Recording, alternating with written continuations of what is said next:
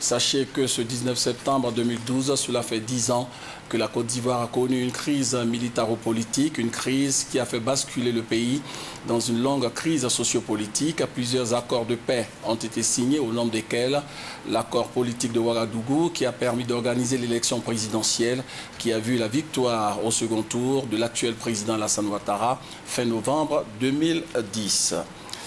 Direction le palais présidentiel où le Conseil des ministres s'est tenu ce mercredi en présence du chef de l'État. Plusieurs sujets d'actualité d'intérêt national ont été examinés au cours de ce Conseil des ministres. Des mesures ont également été prises. On peut citer en priorité la moralisation de la fonction publique. Jérôme Kofi Aboula. Mercredi 19 septembre 2012, l'ambiance qui a prévalu au palais présidentiel ne pouvait pas être autre chose que celle des retrouvailles entre les membres du gouvernement au rendez-vous hebdomadaire du Conseil des ministres. Ce conseil, comme lors des rencontres précédentes, n'a pas failli à la tradition consistant à traiter divers sujets en vue des décisions sur la vie de la nation. Et l'une de ces décisions prises a été la mesure portant code de déontologie des fonctionnaires et agents de l'État. L'idée ici, c'est de créer une saine émulation au niveau des agents des services publics, des fonctionnaires en particulier, et faire en sorte qu'ils soient tous les jours animés par certaines vertus, par certains principes moraux. L'objectif final est de moraliser la fonction publique. Vous vous souvenez, il y a eu l'adoption d'une charte d'éthique pour les membres du gouvernement.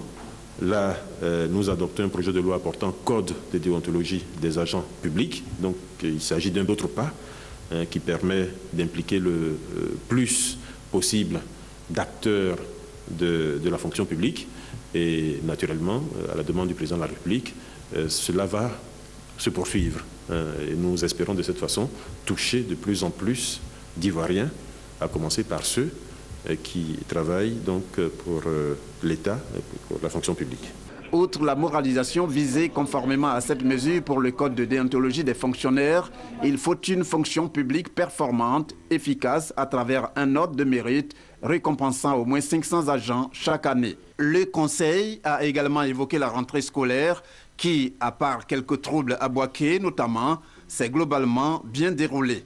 Toute chose dont le gouvernement s'est félicité à l'occasion de ce Conseil des ministres, si l'on en croit le porte-parole du gouvernement.